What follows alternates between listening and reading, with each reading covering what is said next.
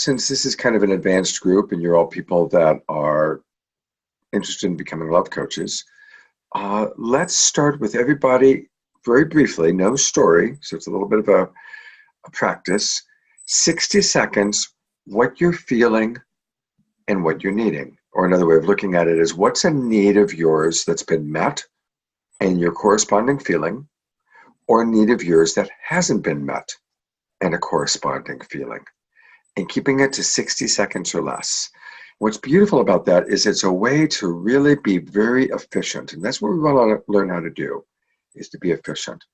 So I'll give an example. Emily just rubbed my head and nurtured me for 15 minutes. And it met my need for comfort and relaxation and support. And as a result, I'm feeling more relaxed, more centered, and more available for connection. So that's an example. And it can also be uncomfortable too. I'll choose an uncomfortable one. I'm looking at my dog, Krishna, who's aging quickly. He's almost 17 and he's got things that are beginning to go wrong with him. And so when I think about the probability that he's in his last chapter, I feel really, really deeply sad. And my need for my best friend to be with me, my need for consistency, stability, is threatened when I think about his passage. So there's a couple of quick examples. And I'm going to ask everyone to do something. You can just pick one, a comfortable one or an uncomfortable one. And let's do that as an opening practice. So who'd like to go first? Doug, awesome. You're up. And then Rebecca. Yeah, you're stuck with that, number 2.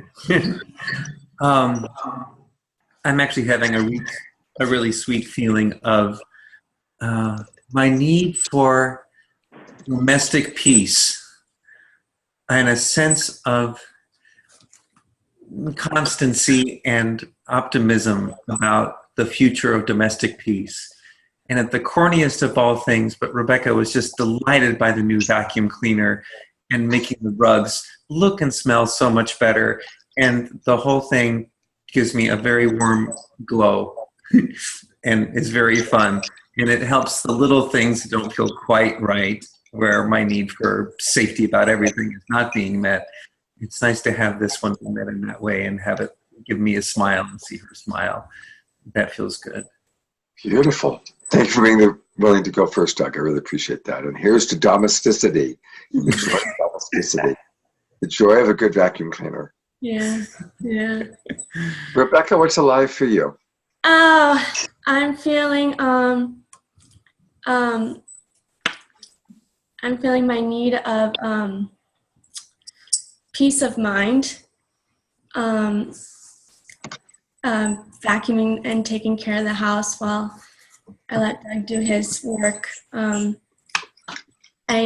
had a need of movement and a need to make things clean and tidy, and I definitely got my security of peace of mind when doing that. I felt much better, so I'm really grateful for that.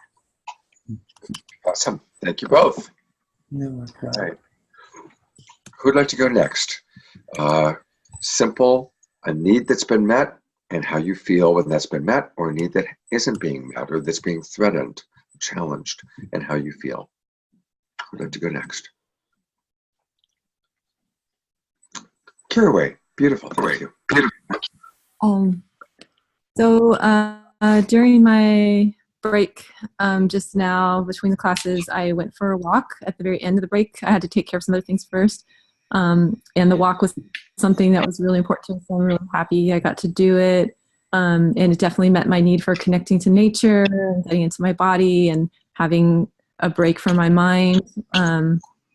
And it also kind of left me with an unmet need. I didn't have as much time I haven't had a chance to run to the bathroom, and so I'm feeling some physical discomfort right now because I just got in the house and I'm not really settled.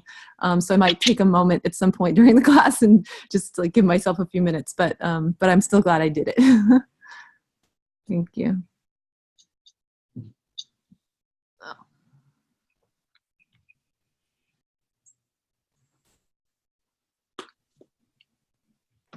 I muted myself. So my caretaker has been activated, and this would be a good time for you to go to the bathroom, while we listen to other people. It's okay. Who wants to go next? All right, and Mary Lee, lots of hands, multiple hands. I love it. Go ahead. Okay. I had a need for order and peace of mind. So I asked Art if we could have a little business luncheon and to go over schedules for the weekend and included Monday because we have some plans kind of that get into. So we did that, and that actually made me very happy because I have that clarity now. Beautiful. Thank you. I had a need for accomplishment. I have a long list of things I want to do today, and I'm frustrated that I got very little accomplished so far. And I also have a need for belonging, for growth, for moving the planet forward. I know that's not on the list. And I'm very happy to be part of this group. So I have both of those simultaneously inside. Beautiful, beautiful. One of the things that's wonderful, you guys notice how quick and efficient it is, and we actually get a pretty strong sense of what's alive with people. So who wants to go next? If nobody raises their hand, I'll call on somebody. Elia, thank you. You're up. Okay, can you just tell me first if you can hear me okay? It's pretty quiet. This is my first time using my headset, but they're watching the football game and it's really loud. Oh, right. I don't know what else I can do to make that better. What everybody can do, here's a little, this is a Zoom thing to know, is if you take your cursor down to the lower left-hand corner and you see where the mute button is, and I'm going to actually mute you for a moment, sweetie. Yes. No, he did question a little bit where that fiber left the track was. So if you take your cursor down to the left-hand corner where the mute button is, just to the right of the mute button is a little arrow. Click on that arrow, and then click on Audio Options. That'll open up a white box in the center of your screen. Has everybody got the white box? It's a good thing for all of you to learn since you're going to be using Zoom, and those of you who are love coaches are going to be wanting to Zoom with your clients. Once that white box on your screen is open, click Test Computer and Speakers. And that'll open up a larger box, and that's where you can adjust your volume and you can adjust your microphone. You can adjust how your speaker is, and you can adjust your microphone. Okay, so that's something that you can do.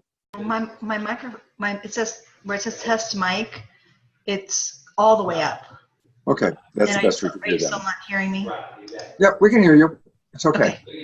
All right, and I apologize. I came in a bit late, so I'm not 100% certain that I'm understanding this. But I'll tell you just from what I have heard, what has coming up for me is a recent situation where my boyfriend went on a date, and so I'm actually feeling really supportive of that for him, and I'm really feeling excited for him, but I'm also feeling some fear of what might happen or what I might lose if that goes well. So it's been a real struggle with feeling both sides of that coin and wanting to remain very positive. But it was really nice that last night we sat down and I was able to share with him both sides of that, and he did just embrace me and make sure that and appreciated what I was saying, which was really nice. So here's what I'd love for you to think about, and maybe write it in the chat box because it is a little hard to hear. Which of your needs are being met when you're excited about his date, and which of your needs would not be met if it went in a certain direction, if you went into the fear place, or if it felt like you lost it. Because again, we want to keep it to feelings and needs. Okay, and by the way, thank you. That's powerful work. Compersion is very difficult. To have compersion for our lover, to have other connections, that's hard stuff. So I'm going to mute you, sweetie. Okay. All right, who wants to go next? All right, Anna, and then Kim.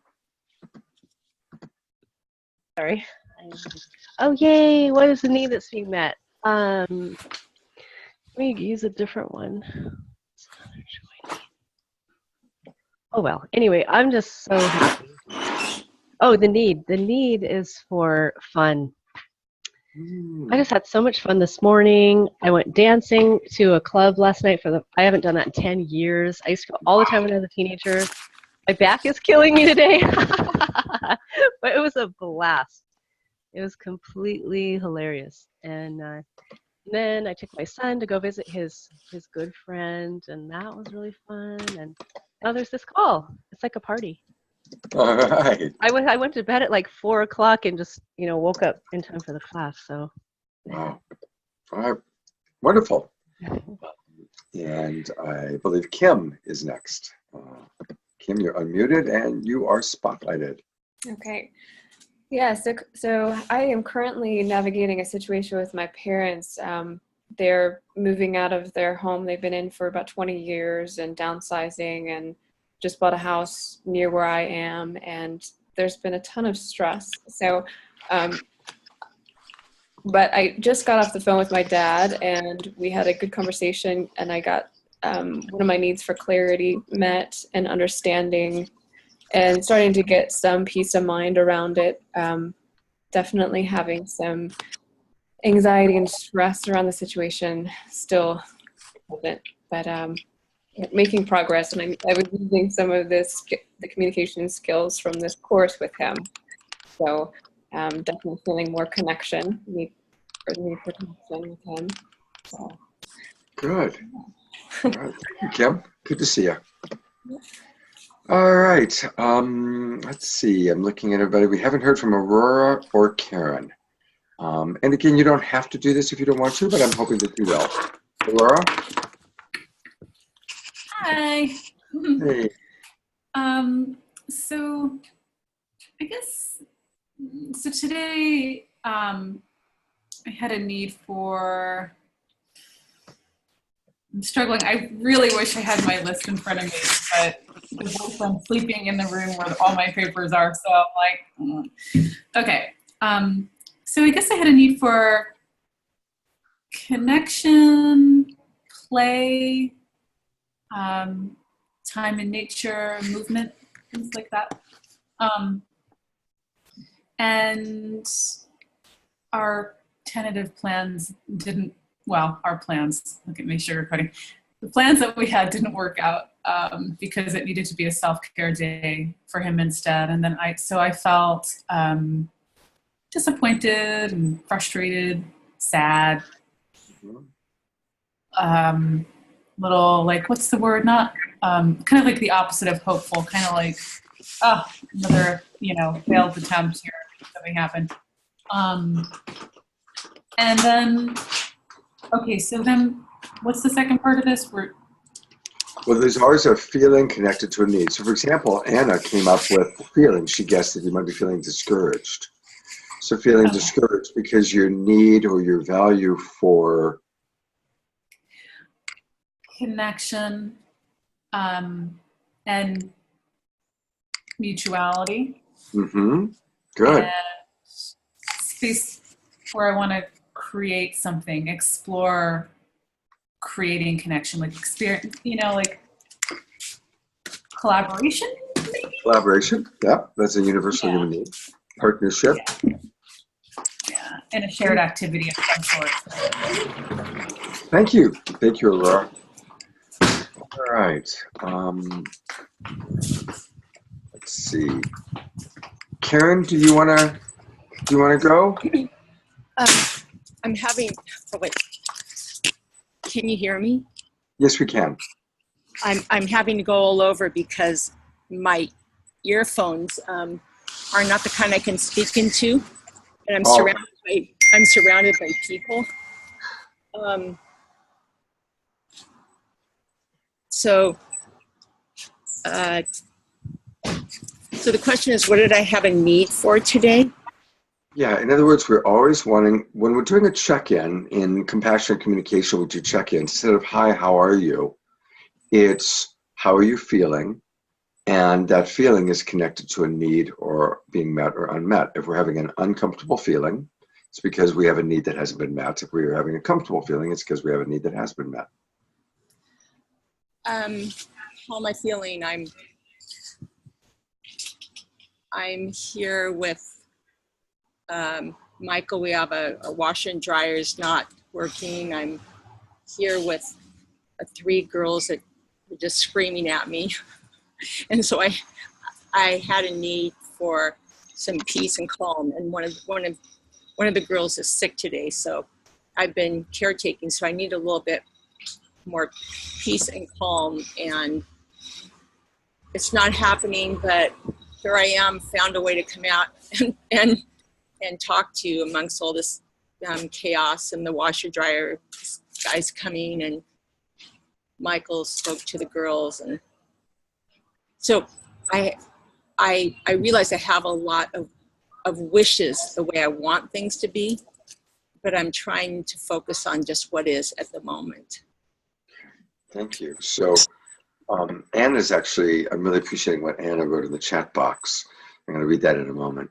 But again, as a coach, we could translate and say, oh, so it sounds like there's a lot of chaos going on in your home, and it's not meeting your need for order, ease, harmony. And so you might be feeling frustrated or agitated. And again, we would ask, you might be, we're imagining. We never want to tell somebody what it is, but we would guess. And as love coaches, that's what we really want to learn how to do. We want to really encourage all of you, study and memorize as many of the universal human needs as you can. At the very least, memorize the categories. I think there's like 10 or 12 categories on the list. And memorize the major ones. And then memorize the major feelings. And you'd be amazed how quickly you can translate a person's big story into feelings and needs. And people go, oh my God, you really get me. You really understand me. You understand me better than I understand myself. Because when we bring it to feelings and needs, we're getting to the core of it.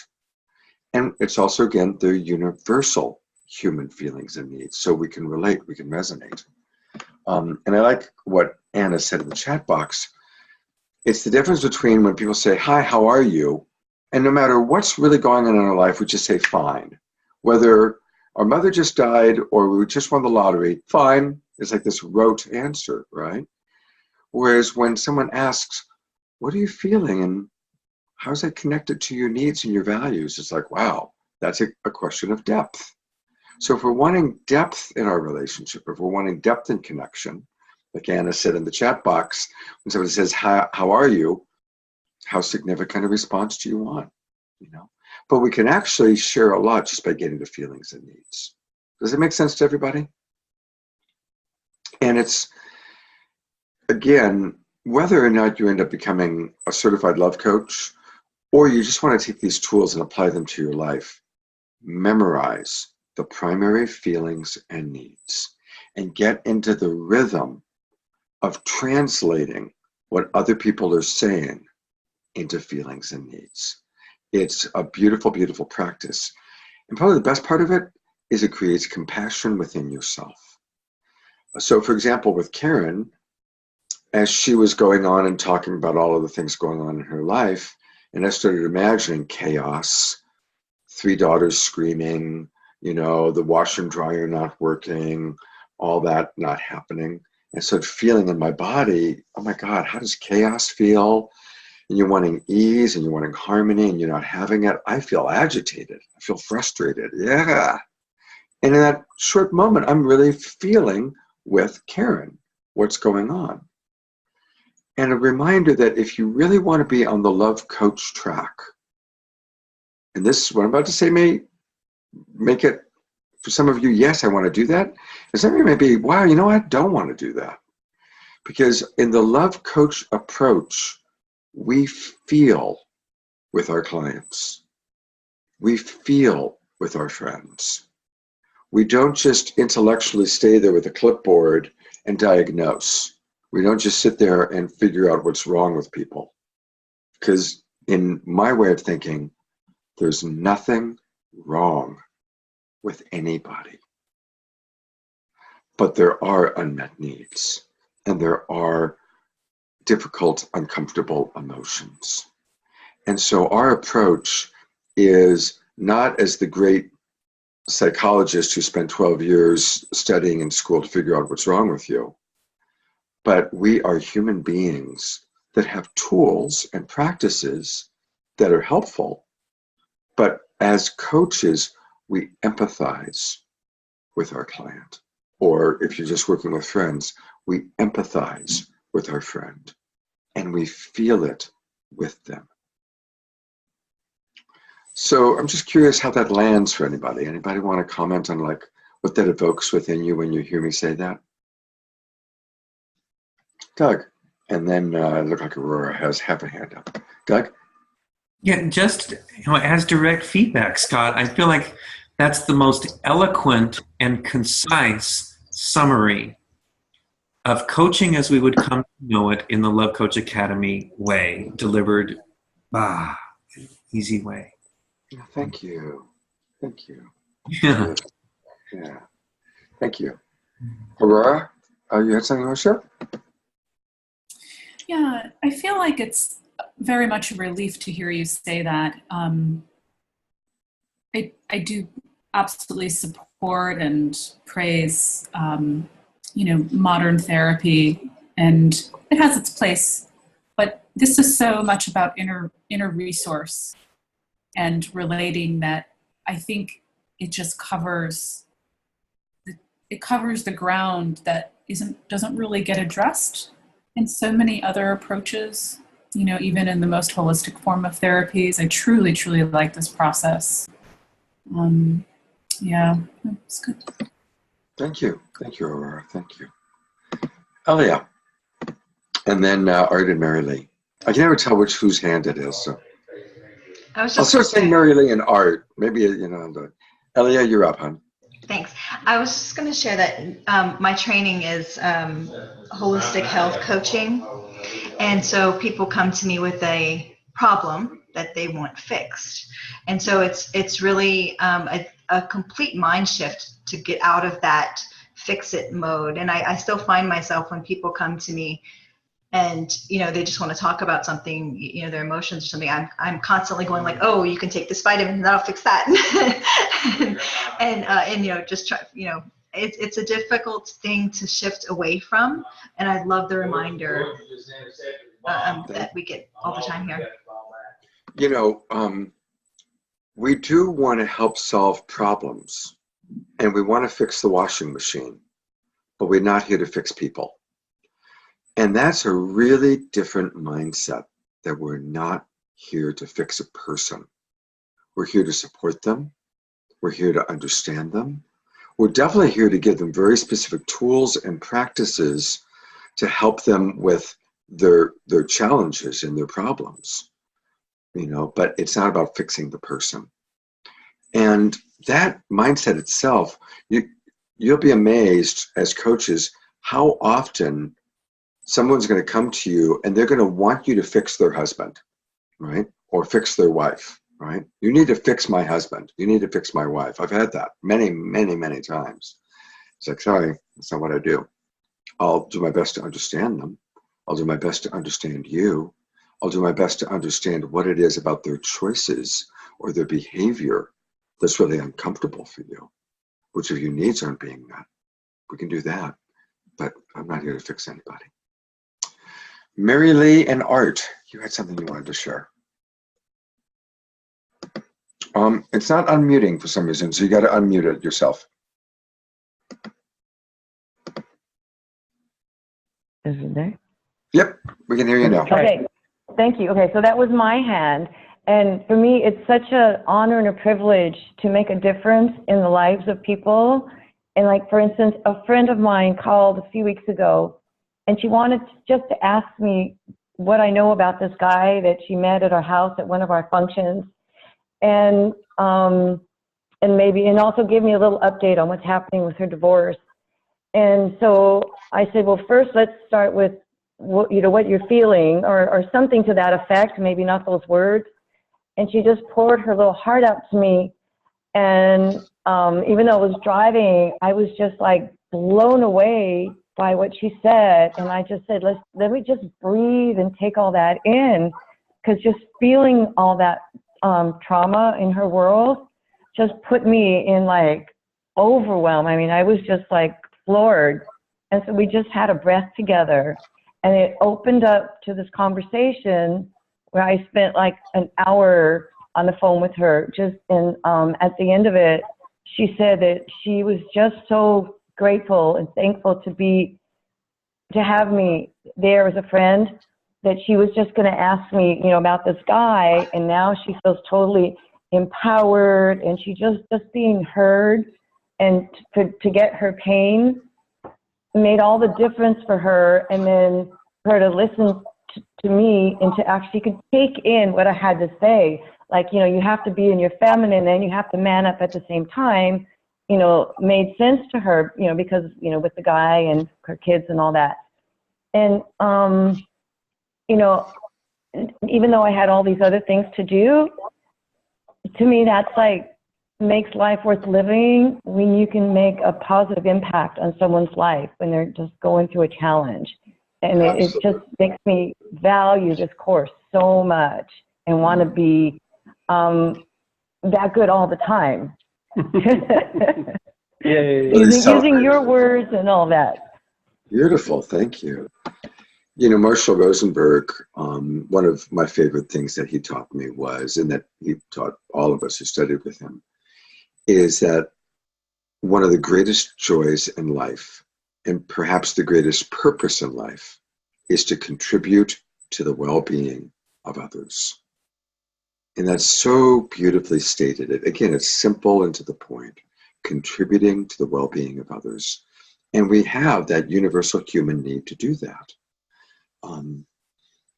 Oftentimes, people say, well, Scott, on the one hand, you and Emily are promoting self-care and self-sourcing and don't be codependent. But what about that part of me that really just wants to give to my wife, or give to my husband, or give to my kids?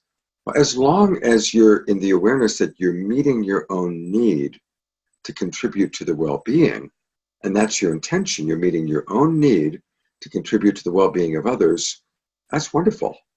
It's when you're really not doing it to meet that need, you're doing it because you should, and you have resentment around it. That's when it comes back to bite us in the butt.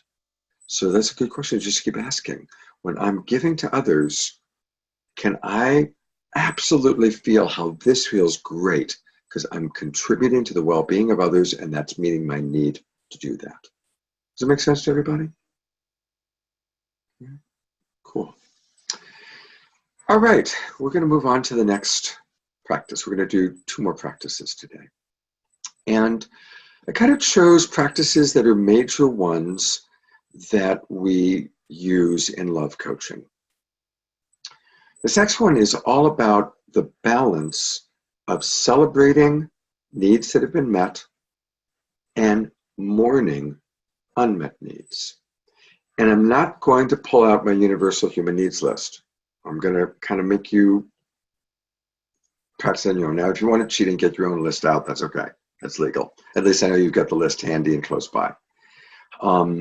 But what I'm going to ask people to do is to identify something that they're really celebrating that normally they might not publicly acknowledge, and which of their needs were met. You've got to identify a very specific universal human need that was met that you want to celebrate with us. And we're all going to celebrate with you. We're going to practice what it feels like to celebrate how that need was met for you. And then you're going to pivot and you're going to pick something that you're mourning, something that you really have deep sadness or regret or hurt or pain around. Again, connecting it to an unmet need. And again, we're going to feel and we're going to mourn together. So I'm setting it up so you have some time to pick what you're going to work with. The reason I want to do this is that often in relationships, one person, especially in longer term relationships, one person becomes the person who's always focusing on what's working and what's good and how wonderful life is. And to the degree that that person goes in that direction, the other one often goes in the direction of what's wrong, the bills that need to get paid, the things that need to get done. And couples can really polarize. And the more, and usually, honestly, it's the woman who tends to be focused on what needs more attention. Not always, but usually it's the woman. And usually it's the man who wants to, like, let's just chill. It's okay. Let's have a drink and celebrate. No, let's sit down and talk about the house that needs to be organized and the room that needs to be painted and the things that you promised to do 2 years ago. Who can relate? There is no right or wrong.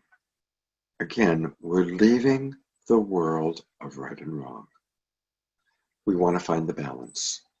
Because no matter who we are in life, even if you're an inmate in solitary confinement, you could still find universal human needs that are being met.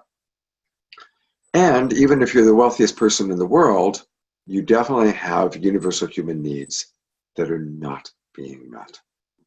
All of us at any given day have needs that are being met and needs that are not being met. And as you do this practice, notice, is it harder for you to find needs to celebrate that are being met?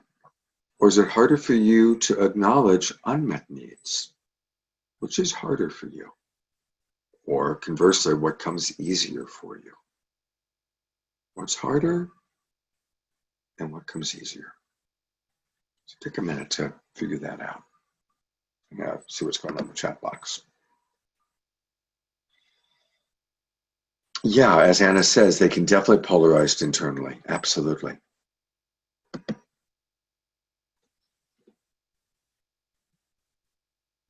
And looking at Elia's earlier question about empathy, yeah, absolutely.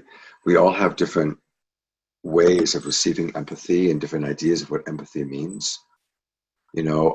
I'm going to pick on NVC for a moment, but if somebody's like a really super NVC person, they might think that empathy is saying, I got it. You're feeling unhappy and discouraged because your need for respect and consideration wasn't met. You know what? That would not feel like good empathy to me. That feels like empathy from hell, right? Because they're not feeling it with me. But for that NVC student, hey, I got it right. I figured it out. But it was in my head, right? For me, I'm spoiled. I mean, in fact, Emily will tell you when we first got together and she'd give me empathy like that, I'd say, that's not cutting it for me. I want you to feel me. I want you to feel me. Feel what's going on for me. So that's where I'm kind of maybe even a hard ass about what kind of empathy I look for. So it really varies from person to person. All right.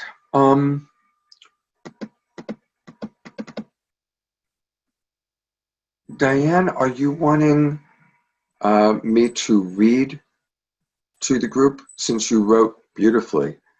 Just let me know if you're wanting me to read that. That is okay, yeah. All right, so we're going to go with Diane first, and I will read it for her. Diane writes, I'm mourning my need of vitality and energy, which is not met today. Now again, remember, we're all mourning with her. Let's go slow. I want everybody to remember, what's it feel like when you're just not feeling vital? You just don't have the energy that you want. So tired, not even having the ability to participate in something the way that you really want to. So, who can remember how that feels? Who can access that in your body, in your memory? I'm just so tired, I can't even participate the way I want to. What are some of the uncomfortable feelings that maybe come up for you? Frustrated, exhausted, lethargic, sad, disappointed. These are some of the feelings that might come up when we have that going on with us. Also, just because it's the first person, I'm going to go a little bit more in depth. Remember that there are emotions, which is pretty much what I just talked about: sad, disappointed, frustrated. But then there's body sensations. Yawning is a body sensation that goes along with feeling lethargic. And just think about, really, that's what's happening for me. That was a real yawn. I didn't fake that. I mean, I'm really dropping in. I'm imagining what's going on for Diane. I need to change in a moment because your class leader is about to fall asleep. But I'm so feeling it that yawn was real, right? So sometimes we can really feel it in our bodies. What are the physical sensations that go on for us when we're connecting to those unmet needs or those feelings? Yawns can be catching, as Shakti Shiva just wrote.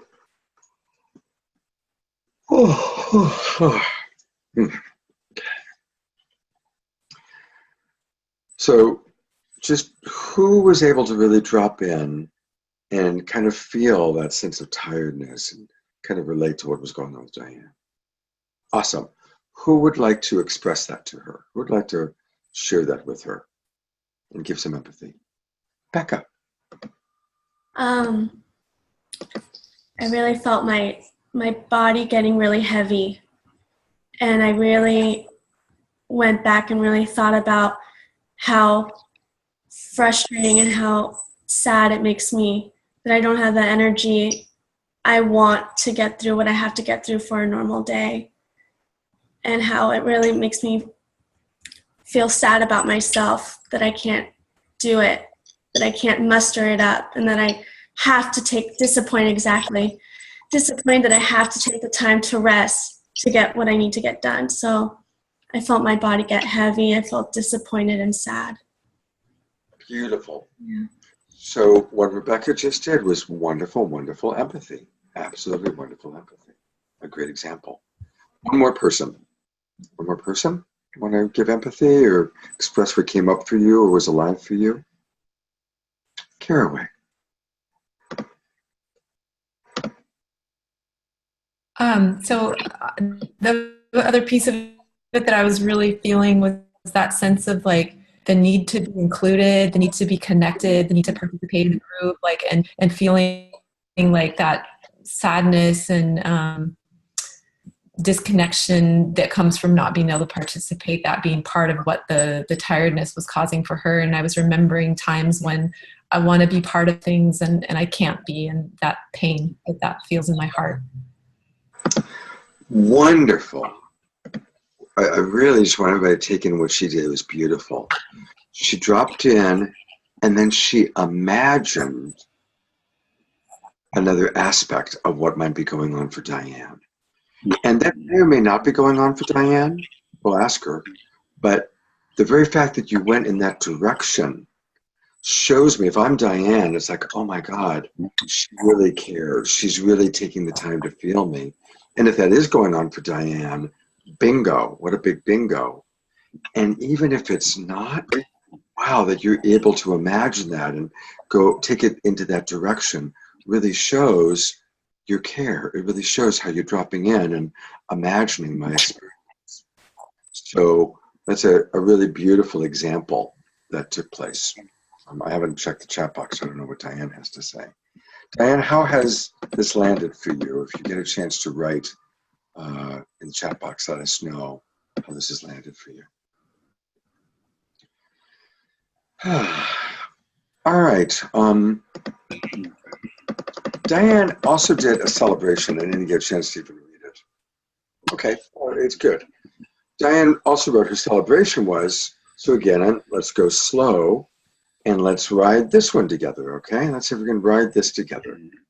So drop into imagining you're Diane. I celebrate that my partner is caring for our son and I have the ability to participate, even if it's just through listening to the call today. This is a gift, and I value this time and knowing that my son is cared for. Really dropping in, imagining that.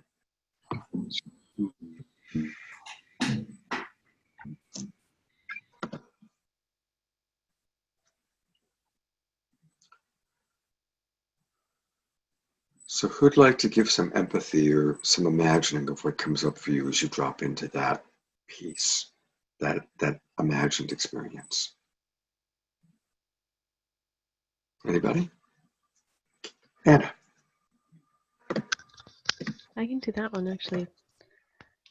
My son is also being cared for, which is so rare for me because I've been truly parenting alone for 15 years. But anyway, I had that feeling of expansion, like so much. It almost felt like grace. I got tears in my eyes.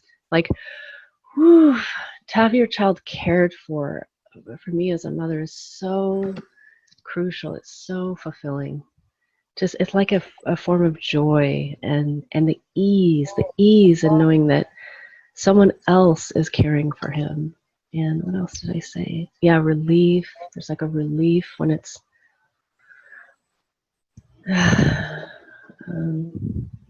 pleasure. That was one of the feelings, yeah. Beautiful. Thank you. And Karen. Okay. I'm saying this quietly. Hearing that, Diane, I felt an incredible sense of relief for you and a calmness and peacefulness. And the way I relate to this is we have 3 girls here, and sometimes I have neighbors who will come in and help me with the girls, and it's just, I feel such a sense of community and peacefulness, and knowing how my neighbors love these girls and how connected the girls feel to these neighbors, and that they're well cared for. So it's a lot of relief and support and sense of community, and so I feel so grateful. Thank you. So what Karen just demonstrated is the form of empathy that we talked about before, weaving your story with my experience, weaving it together, right? And that was a good example of that, because I'm imagining that by hearing that Diane feels like, yeah, you get it, you know what that's like. So that's another form of empathy, weaving our story with the other. All right, I did see in the chat box that Diane hadn't planned on having that level of attention put on her, but thank you for adapting to it.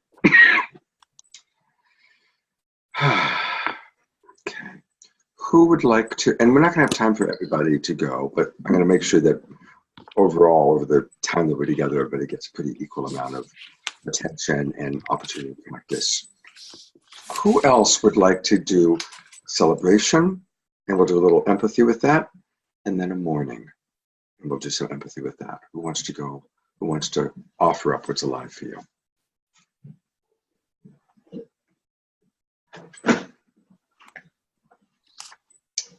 Okay, Rebecca. I got it. Okay, I'm celebrating I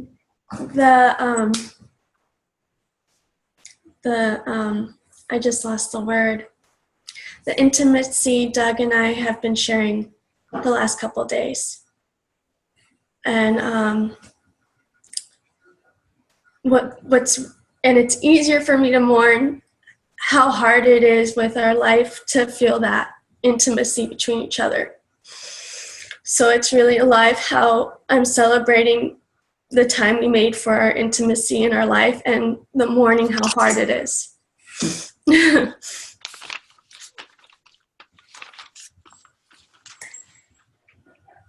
Oh, Scott, you're muted. I don't know if you're trying to talk. I really appreciate that example for a few reasons. First of all, it's so incredibly common in relationship, especially long-term relationship, the struggle to find time for intimacy. Every time Emily and I make love, we end up saying, why don't we do this more often? We've got to do this more often. We've got to make time to do this at least twice a week. And then another week or 10 days goes by. Who can relate to that? right? So it's a great example. And then I also really love that the same example or the same experience, there's a celebratory part to it and then the mourning part to it. Celebration when it happens in the morning that, gosh, it just doesn't happen as much as we both would like. So there's a really perfect example. So who'd like to give some empathy or some understanding for what they heard?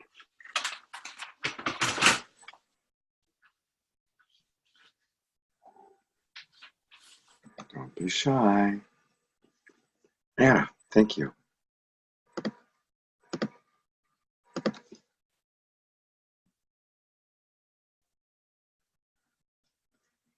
As you're with, yeah, okay. Yeah, feeling the celebration, the preciousness of that intimacy, I sense like a deep well of grief and maybe like a well of unmet need for intimacy, even beyond this relationship here.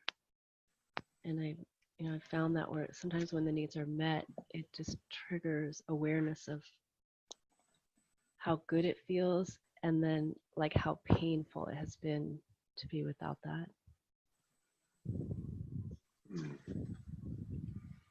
Beautiful. What I liked is you notice how Anna really took her time. She really kind of dropped into it. And as she said it, I could feel it with Anna. When she said so painful, the painful part, I could feel that because I really perceived that she was feeling it with them. You know, it was like embodied empathy. And embodied empathy, we got to slow down, take our time, drop into our body. So it was beautiful. Thank you. Anybody else want to give some empathy or some understanding for what Rebecca shared?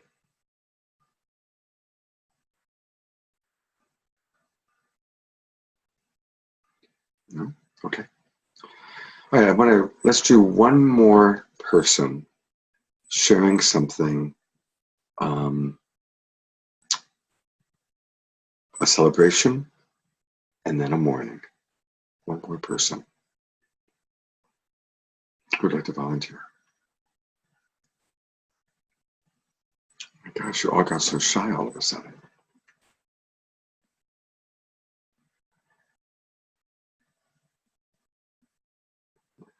Oh, good, Art. Thank you.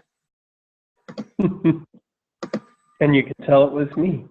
Yeah, that's how I could. So we went to this a dance class on Thursday, and it was taught by this guy who I've known. He's a swing dancer from a long time ago.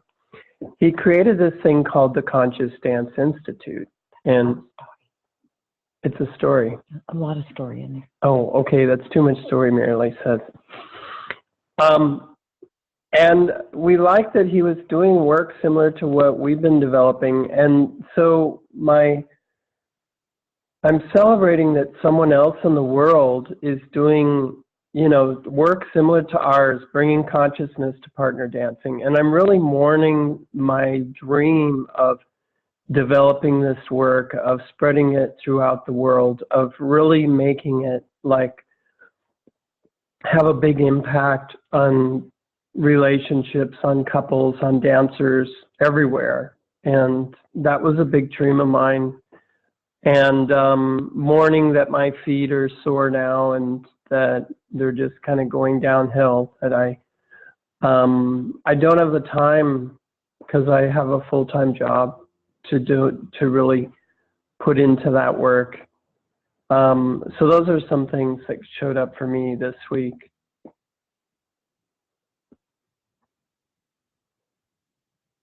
We can't hear you, Scott. Right. So let's start with the mourning part because you did that last and you went into much greater detail about the mourning. So mourning, what it feels like.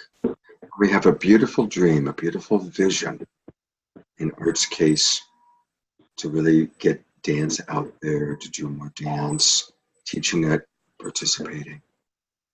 The mourning, that not having the time, getting older, feet hurting.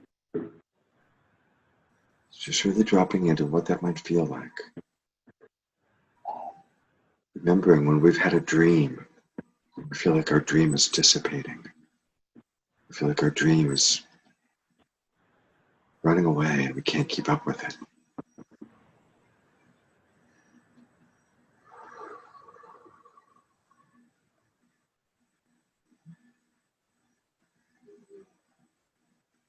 What are some of the feelings as you imagine that experience? What are some of the feelings that comes up for you?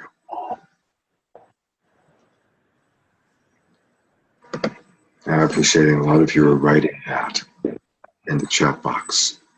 I'd love to just open it up to anybody to express it. Anybody wanting to express that? What comes up for you? Doug. I just want you to know I'm really impressed with your art, and I really connect with the realness of the story you're telling me and telling all of us about, and I feel in this struggle of dreaming and wanting to stay in the dream and do the beautiful and just be staying on track, and then also at the same time having to surrender and let go when I won't be able to do all the things.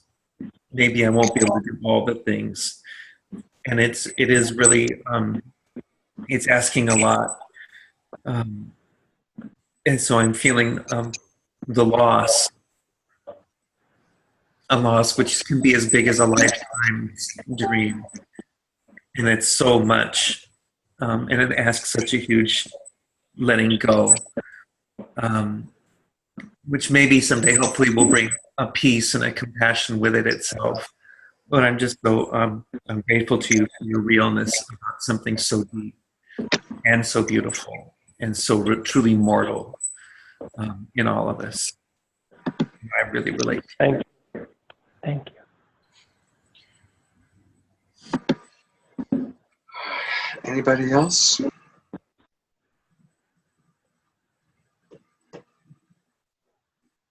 Okay, I do appreciate that a lot of you wrote in the chat box, and I'm seeing there's a lot of depth what people wrote in the chat box.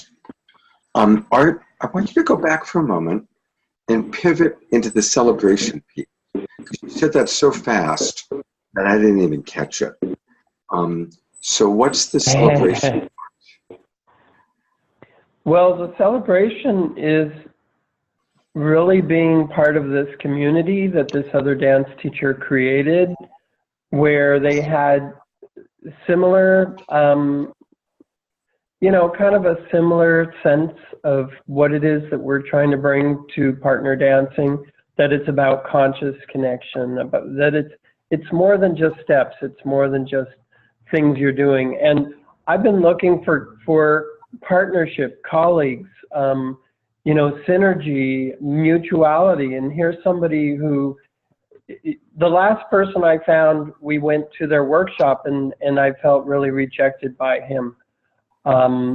It didn't go well. And so here's a friendly guy who's in my community, who maybe I can partner with to build a bigger, something bigger than just us, like a movement. And so that's the celebration, that there's other people in the world who are really catching on, that it's deeper than just movement. It's about connection. And that was really beautiful. Beautiful. Okay, so hopefully we all were really riding that train with him, feeling that, the word that comes to my mind was excitement. That there are a lot of universal human needs. He mentioned a couple, and there are others that might be associated with the experience that he's describing and celebrating. So who'd be willing to share some of the universal human needs or some of the feelings that go along with what Art shared? Who'd be willing to do that? Okay, I'm going to actually call on a couple people then. I'm going to call on Kim, because we haven't heard from you, Kim, and I noticed that you just wrote something in the chat box that was right on, so I'll give you a chance to express that. And I need for you to unmute. Oh, there you go. Yep. Yeah. So in hearing that, I'm really celebrating with you the recognition of a mutual partnership that might be possible in this creation, and just the connection and flow and trust of this moving forward in a new way, cooperation, and let's see, just celebrating a need for play and celebration for life. I think those are the good ones to remember when you're noticing it showing up in a different way that you hadn't thought before. Just celebrating the. Yeah, I'm freezing in the moment, but I really saw the mutual recognition and cooperation needs being met. Beautiful. Thank you, Kim. And thanks I recognize I kind of called on you, which I haven't done yet. So thank you for handling that beautifully. Anybody else? So, Anna just wrote something. I actually love this modeling of struggling a little bit. So remember that when we're doing these practices, it's okay to slow down and take some breaths. I recognize that, we're in a practice group, and Emily and I both have synapses that fire really fast, and we go really quick. It's really okay, especially if I call on you. Breath, slow down. And a wonderful way to feel grounded, to get grounded, if you're kind of feeling yourself leaving your body, is bring your attention to the balls of your feet. Bring your attention to how where your feet are meeting the floor. Literally bring your attention to that place. It helps to bring you back into your body. That's actually something I learned a long time ago. And so when I feel myself going out of my body, just imagine my feet on the floor and my attention there, and it brings me back down into my body. Also, obviously, you've seen me do this 1,000 times by now, and that's bringing me from my head into my heart.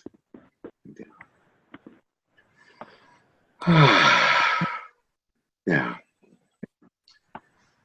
All right. Any last thoughts or reflections that have come up about this practice before we go to our third and final practice for the day? Anybody got anything that came up for you? Any thoughts or questions, or reflections or concerns? Aurora. Hi. Yeah, it's a little confession. When Art started sharing, I decided, okay, this is really embarrassing. I'm gonna listen, and I'm also gonna take a couple little notes as I'm listening, because this experience of, doing this long distance without a human in front of me is very new in my world, right? So normally if someone is sitting in front of me or I'm with someone, there might be an immediate landing of, finding that empathy, really understanding, connecting. But this is taking me a little longer, I notice. So not only am I trying to attune to my body, but then my brain is on it. It's like my brain isn't tracking my body as I'm listening in this dynamic. So I felt bad taking a note, but then when there was that pause and Art stopped speaking, I was able to go back and look at that and then just take another minute and feel. And then really, it helped my brain to catch up with what was going on in my body, in a sense. Because my body, because I think probably my body happens first, and then my brain is going, okay, but what were those words again? Because I got the feeling, but now I need to track that again. And because I'm not in a dialogue where I can say, hey, Art, can you repeat that again? Would you mind expanding on that? The little tiny note that I took over the screen kind of helped me. So, I'm appreciating this process. Thank you for Thank you. Yeah, thank you for your honesty. We love honesty. We love vulnerability in Love Coach Academy. Definitely love that. Mary Lee. so being Art's partner in that, I really feel his deep sorrow more than anyone. I know how serious of a need he has to really make a difference in a big, big way, like a planetary movement that everyone gets this. And it's difficult for me sometimes to not take on, oh, it's my fault, because I used to bring in a lot more people. And not totally my fault, but like I'm not doing my part again because I've been on medication. Then I just got in a car accident, and it gets challenging for me to remove myself and to just be totally present for him as I would with someone else because of the close connection. Like this overwhelming, maybe it's guilt wants to get in my way. Like, what could I do? How can I help? Rather than just get the missing. And I mean, I'm just noticing this right now, and I'm just kind of looking for that wisdom that usually shows up when I'm in these circles of, oh, I know what to do, of course, and it's not showing up. So maybe you can speak to that. Well, I want to start by saying thank you. That's such a very real and common and consistent problem. You know, we're brilliant when we're coaching someone else, but when it's our partner or our own mother or our own girlfriend, wife, husband, brother, son, someone that we've got a dynamic relationship with, it's so hard not to get personally involved, not to take it personally, it's so common that we aren't able to give the quality of empathy and understanding because of the very example you just gave. But, oh God, I feel guilty. Or, well, what does this mean about me? And what does this mean about our relationship? And so, you know, it's very hard to stay in a neutral, empathic place because we do take an aspect of it personally. And it's hard for our mind, and frankly, our egoic mind, not to want to go there. So I'm really appreciating your bringing that up, because that's a really, really real problem. And I certainly have it with Emily, and Emily has it with me. I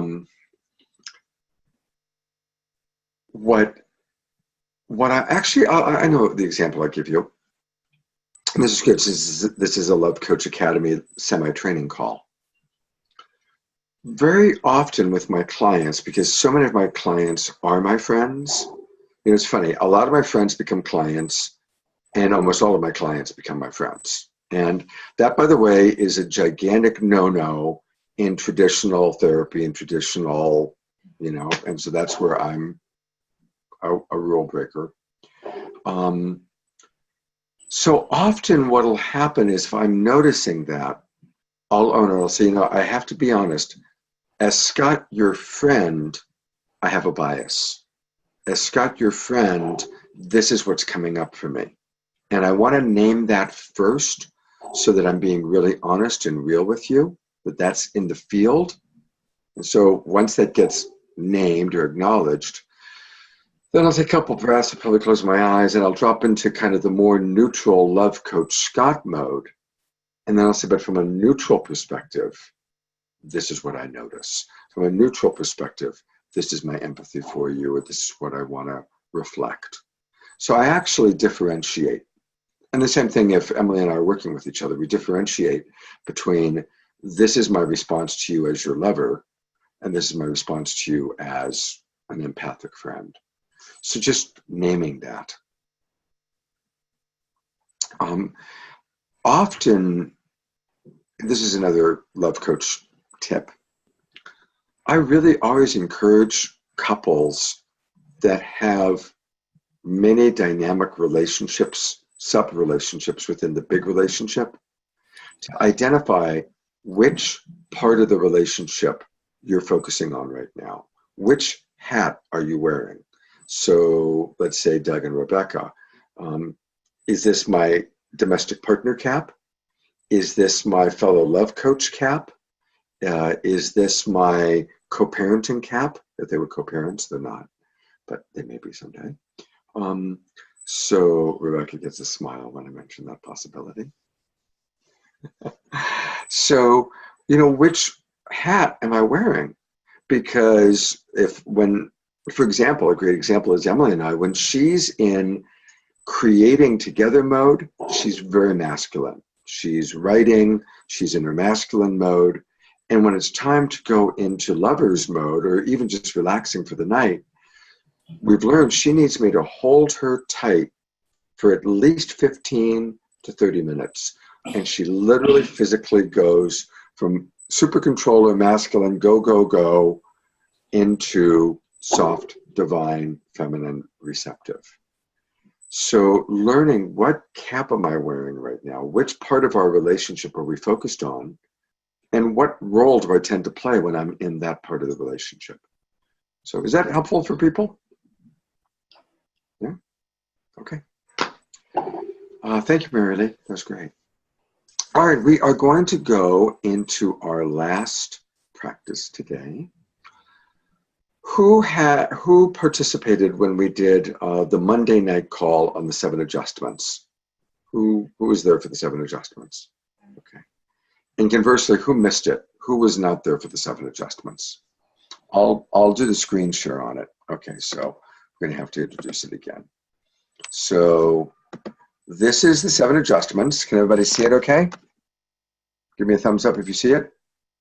Yeah? Okay, great. Make it larger.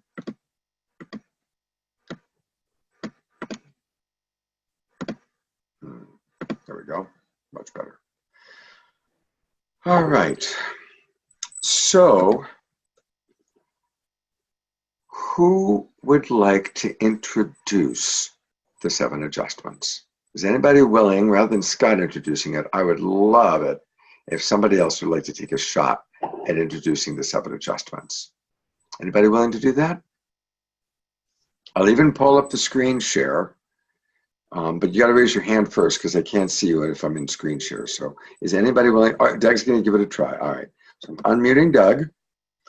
And I am going to go back into screen share on the 7 adjustments. And Doug is going to concisely introduce it.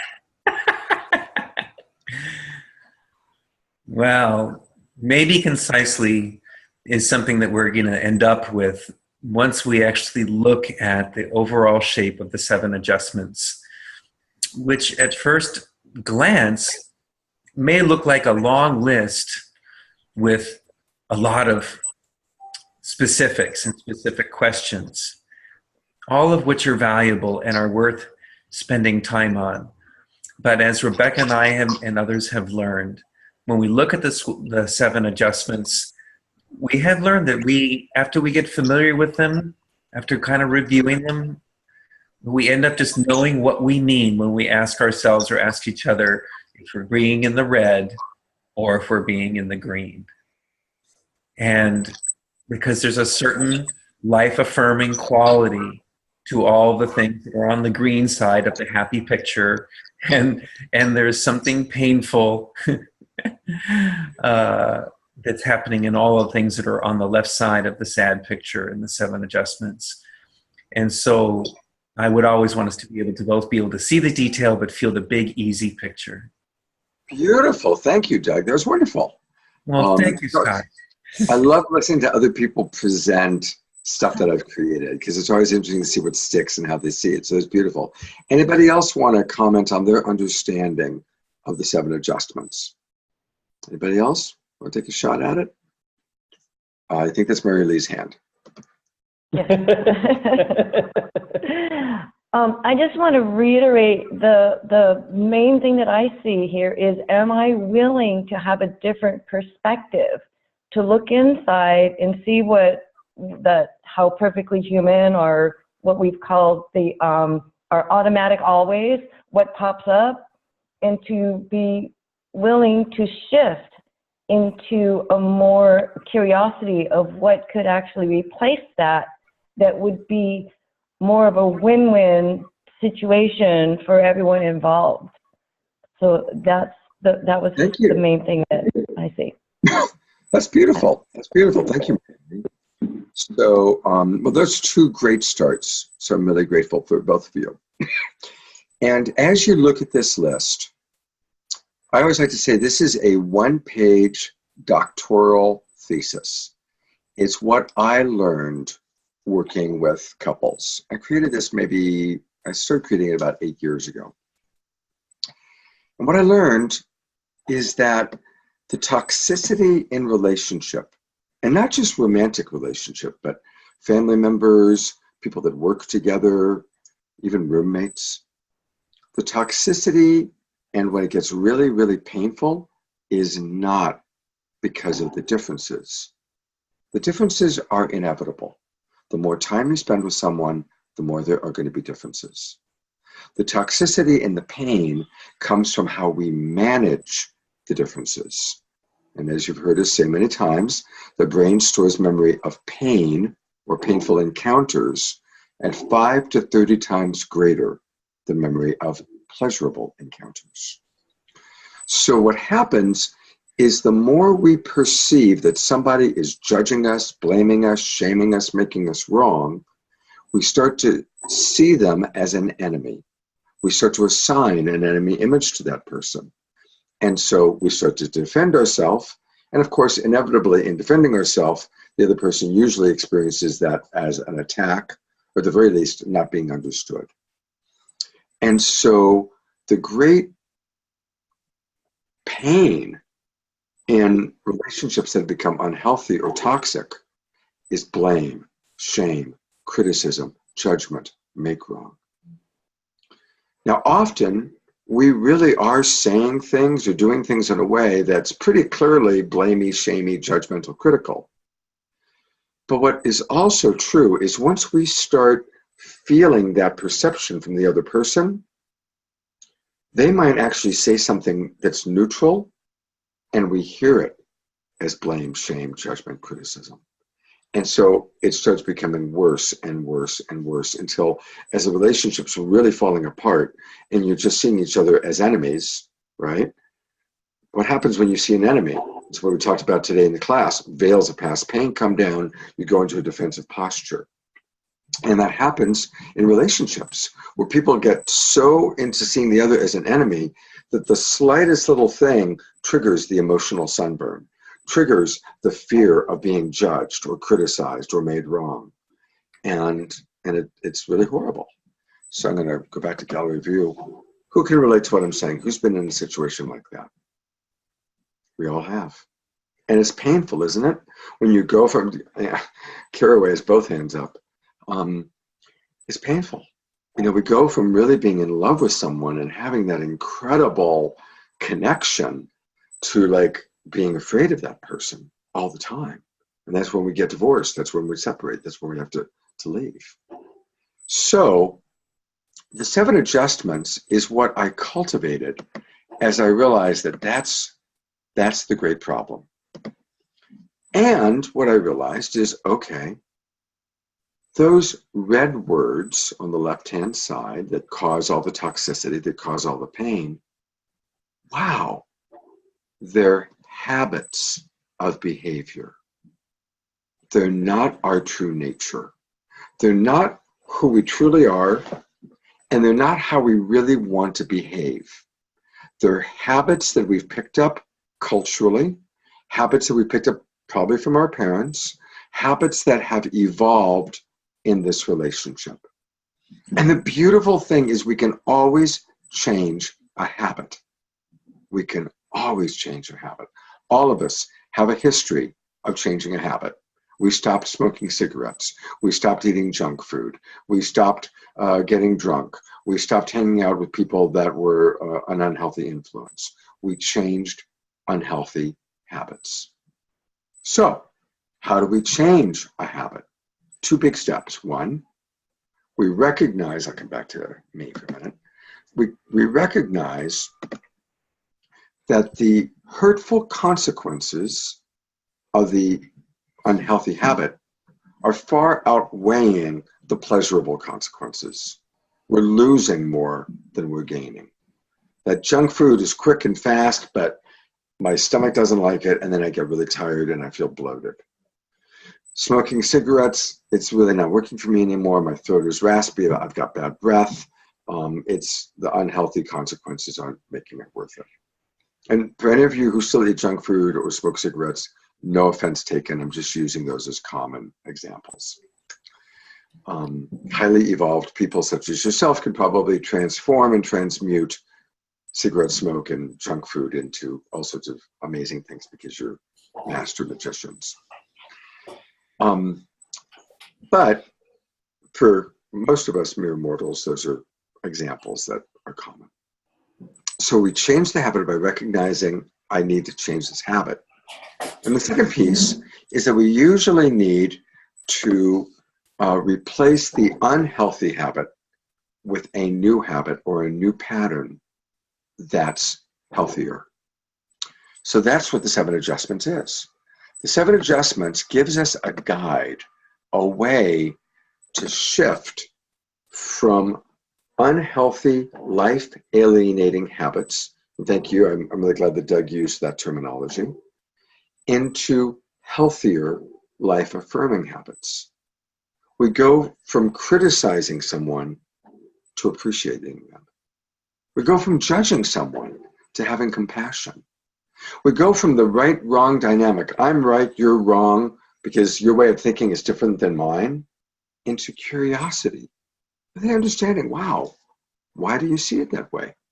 Why did you make that choice? No right or wrong. I want to be curious. I want to understand you more fully. We go into acceptance. The great non-denominational spiritual practice for us all is acceptance of what is.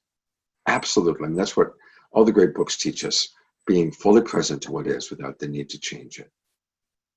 By the way, any of the red words on the left-hand side can be replaced with any of the green words on the right-hand side. They don't have to be the ones that are directly across. One other thing is that these are more than words. These are intentions. They're what I like to call fields of energy. There's a field of energy of judgment. There's a field of energy of reassurance. There's a field of energy of blame and shame. And there's a very different field of energy when we're in curiosity and understanding or seeking to understand. And I'm going to give you an example by saying the exact same words from 2 different fields. Notice when I use these words, but I'm in make wrong and judgment, shame. How could you do that? Versus when I'm in a field of energy of curiosity and seeking to understand, how could you do that? I want to know, I want to understand you. Notice the difference in the field. Same words, difference in the field of energy.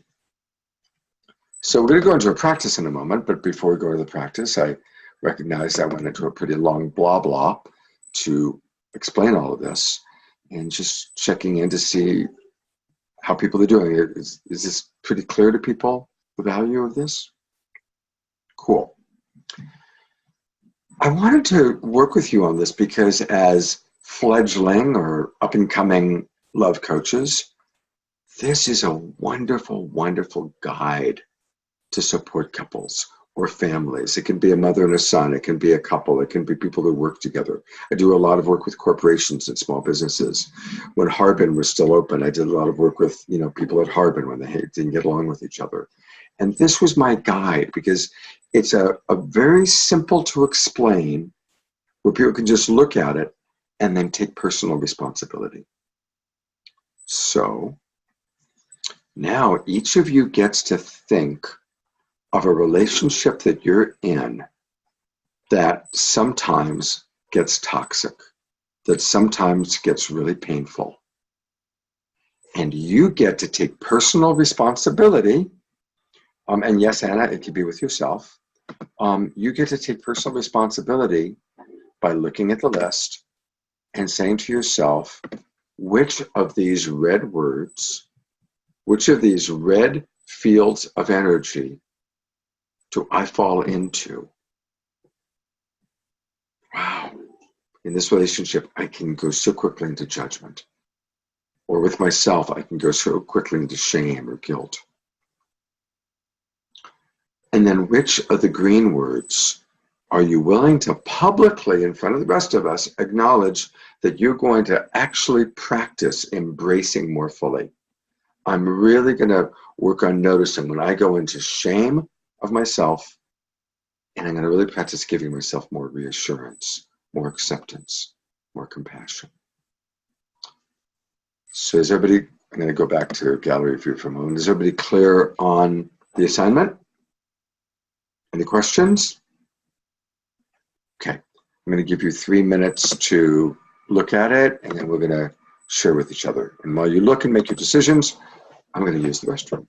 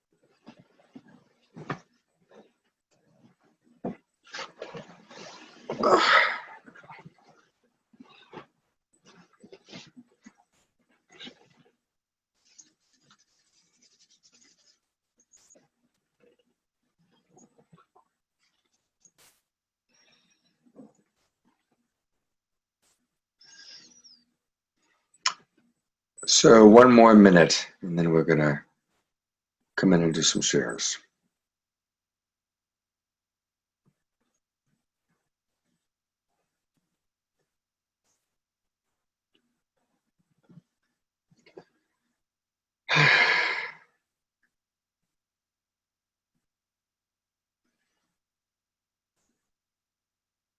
Okay. Hello, everybody. It's kind of humbling, isn't it? Who felt a little bit humbled looking at the list? All right, so I would love to open it up to hear from anybody who's willing to acknowledge. You don't have to, if you want, you can tell us what the relationship is, but the most important part is I notice that I go into blank and blank, and I really am committing to really cultivating more blank and blank. We keep it really simple. So who'd like to share first? Always a big gold star for who goes first. Karen's going for the gold star. Besides public fear of speaking, I noticed that I go very quickly into, so and so does this. I go very quickly into judgment, blame, and criticism, like bam. And where I need to start with is curiosity. but I noticed the feeling of curiosity has a lot of feeling of withholding behind it, because I really want to get to the place of, I'm looking down at this, I want to get to the place of understanding, compassion, and reassurance. But like the most I can muster up at this point is to try to get curious. And again, I can just feel, because I'm new at this, we're new at this, but it does have a holding part of it. You did great. Thank you so much.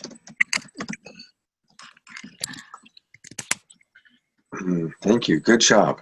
Good job. And I really appreciate, it takes a lot of courage to speak publicly. It takes a lot of courage for us to own our shadow side, or the areas that, the habits that we have. So thank you, Karen. I really, really respect you a lot for that. Who'd like to go next? And by the way, not everybody has to go. I want to make that really clear. But it's nice to hear from all of you. I'll try to make this succinct because I've really started sinking into a deep place. The same thing keeps coming up every time I look at this, and it's resistance. And the one on the other side I'd like to do is reassurance. But I realize it's a part of me that has been subjected to experiences that are completely terrifying and overwhelming. Like I'm totally at the mercy of somebody dangerous. And I recognize the quality of it being from when I was little, but I also recognize like the Earth Angel piece, where it may just be, if I'm really vulnerable, I don't have my strength up, I don't have a love bubble around me, and I get hit with all of someone's stuff, I can have resistance to, resistance to people, resistance to the environment, resistance to leaving my room. So I appreciate the resistance, but I think it's going to take more time to sort out. There are other times, another mode where I'm very confident, I can be social, I can hear a lot of pain and transmute it, but like the piece of really the part that is at the mercy of things and giving it a bridge or figuring out what it really needs, it's like two different parts. It's not as simple as just saying, don't worry, you'll be fine, reassurance of, I hope that's clear. I'm still kind of in like a nonverbal state trying to process it too. Thank you. I'm not sure if I fully understood. I might. What comes to my mind, and I'm just being honest, I get a sense of it. What might be helpful, because of course, again, there's no right or wrong. There's just kind of like learning how to find the right balance. Certainly, when it comes to safety, right, it sounds like a big part of what you were talking about was the need for safety. Now, if there's people in our world, in our environment, that we perceive that are dangerous, we need to create safety for ourselves. And that safety may include putting up walls, protecting ourselves. Something that I strongly believe is that when we're centered, we want to make choices based on following our wise heart. Now, the wise heart is that centered self when you really know what to do. When you're in that centered place of, this is my movement. I'm in the flow. I'm in flow with whatever you want to call it, higher self, higher power, divine will. I feel like I'm in that flow, and this is the movement that I'm feeling in that flow. And usually when we make choices from that place, they're almost always choices that turn out well. Conversely, when we are in reaction against something, when we're in fear, when we're in reaction away from, because we're in reptile brain, or we're in what could be called infant brain, or a veil of past pain. When we're in reaction, we may still be making the choice we need to make and may be perfect. But there's a higher likelihood when we're in reaction that we might make a choice we later regret.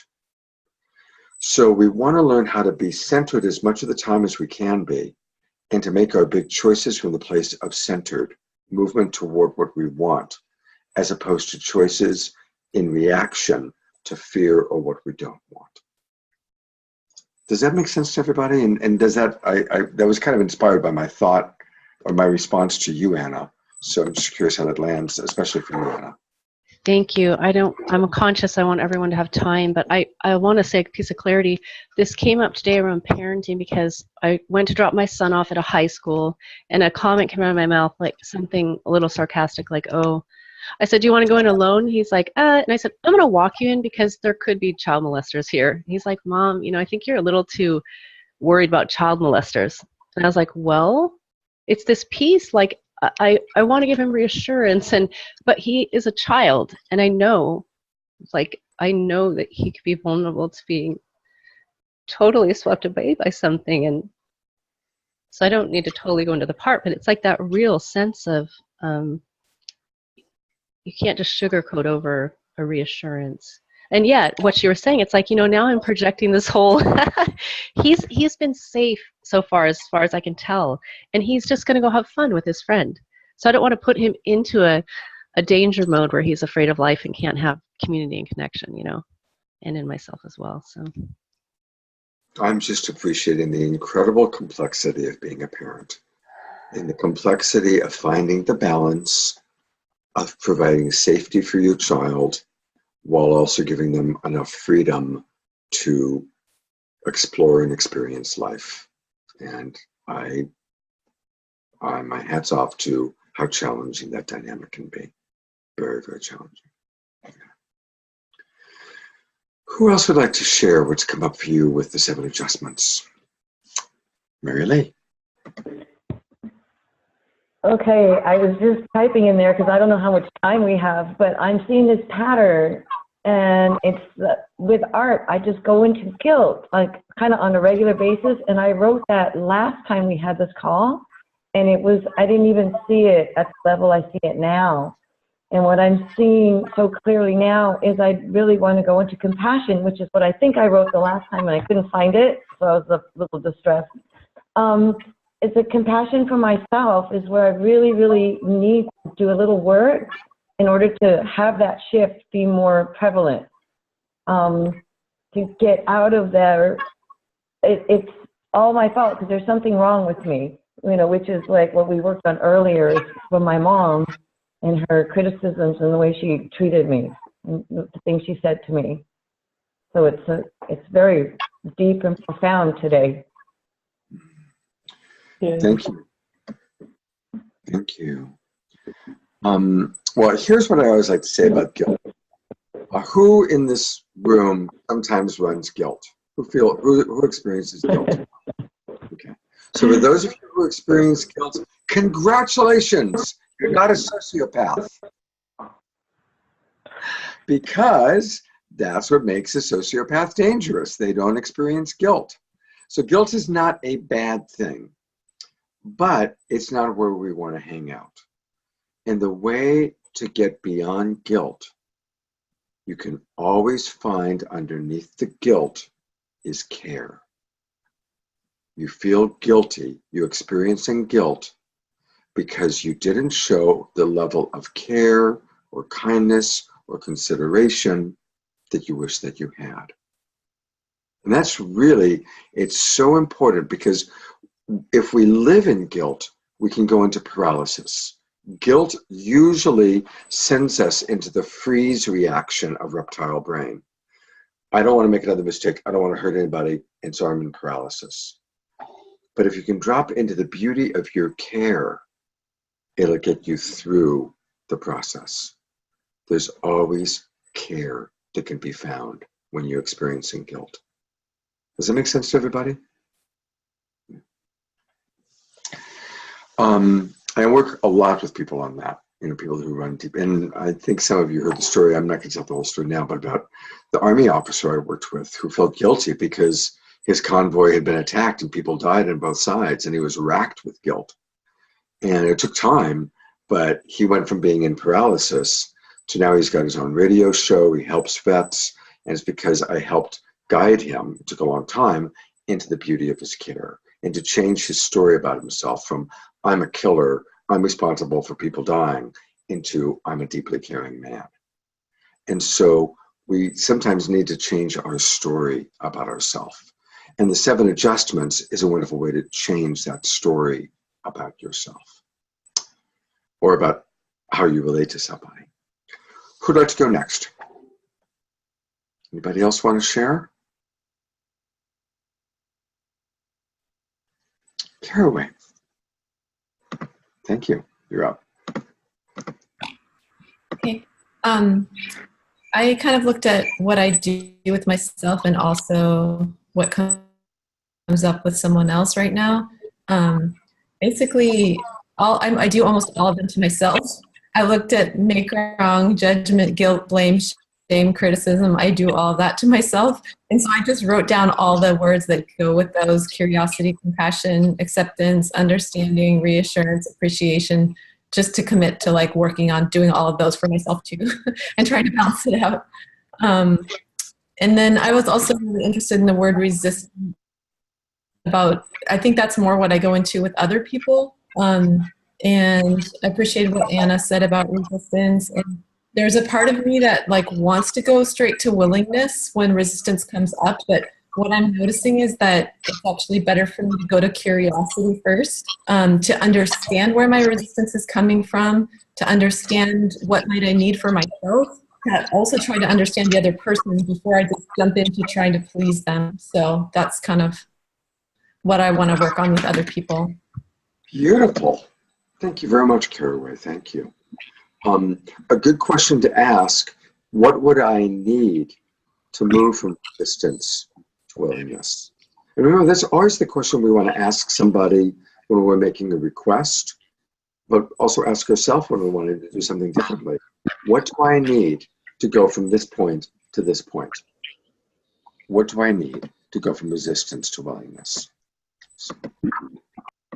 We're almost done. We're almost done for the day. Does anybody else want to share what their commitment or their observation about themselves is as it relates to the 7 adjustments? Nope.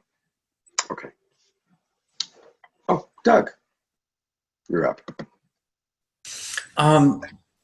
Yeah, I really enjoy doing this every time, but I've really come to a place where what I want to do is meet the challenges and my experiences by giving all of those things on the green side to myself every time I'm in the slightest way disturbed, upset, or triggered, or feel threatened or unsafe, to bridge myself. I want to give those things to myself so I can show up. Right on. Thank you, Doug. Thank you. Thank you. So there was a request to go back to screen, so I'm going to show it up in a moment. But I want to introduce your soul work assignment.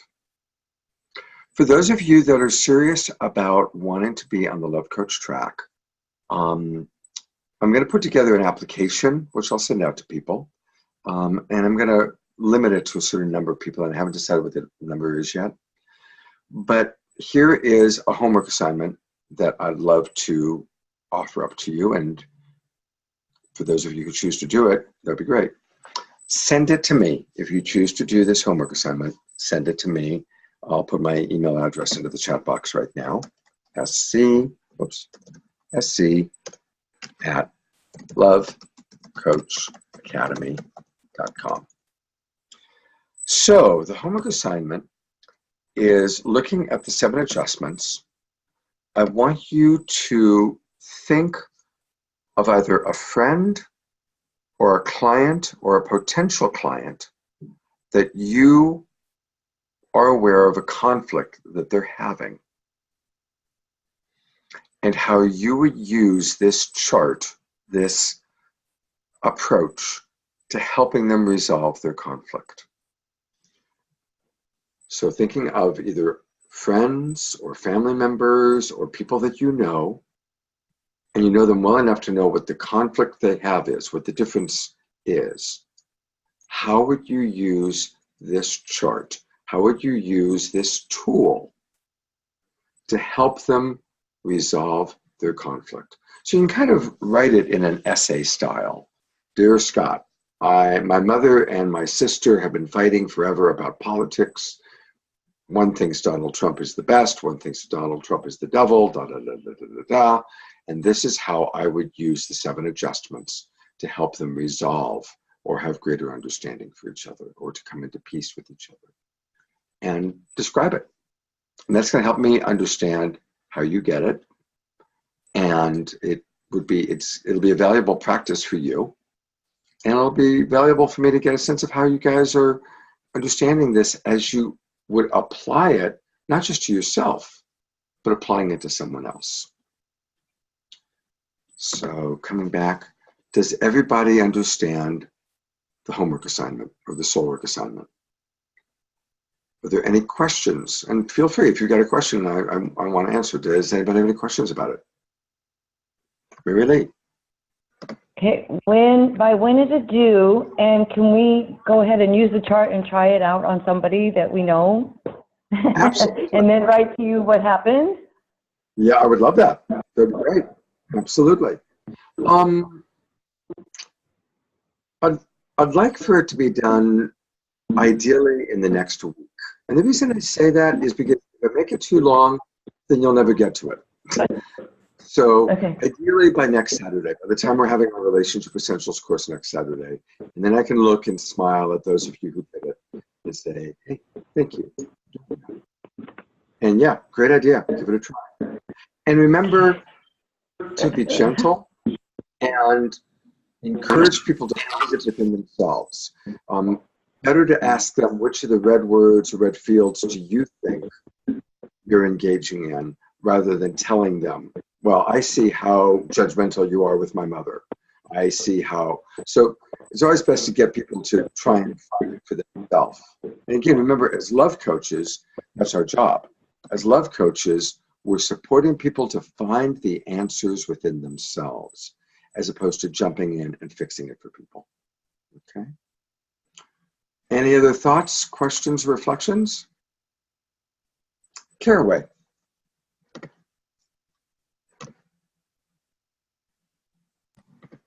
There we go. Okay. I couldn't hear when you said to have it done by, and then I have one other question too. I was just remembering that when we did the last love mentorship call, there was, oh, can you hear me? Yes. When we did the last love coach mentorship call, there was also homework on that, and I couldn't remember what you said to do, to send that to you or where to send it, because I still have it in my mind to do that one also. Okay, great. Or just send it to me. Send it to the email address that I put in the chat box. And I'd love to have so both of them. Yeah, both of them to the same email address. And make sure you put my name in the subject line. Dear Scott, here's my soul work assignment, so I can easily find it. And as I'm scanning through and deleting all the spam that I get, and then I see something from Caraway where she did a soul work, I'm going to get really excited and want to open that up real quickly. Thanks. And also, when did you say that we should do it? Because I didn't hear that part. By next Saturday. By next Saturday. So within the next week. Okay. Yeah. Okay. If at all possible. If at all possible. Okay. Any other thoughts, questions, reflections? Was this valuable? Are people pleased that they spent almost 2 hours here? Yeah? Okay. Good. I'm growing very fond of each of you. So I want to wish you a beautiful, beautiful remainder of the weekend. Thank you for your time. Thank you for your interest. I will, if any of you want for any reason to watch the replay of this video, private message me on Facebook and I will send you the replay. Okay? And God's blessings. Have a beautiful weekend. Much love, and I look forward to my next connection with each of you. I'm going to save the chat so I can read it. There we go. Okay.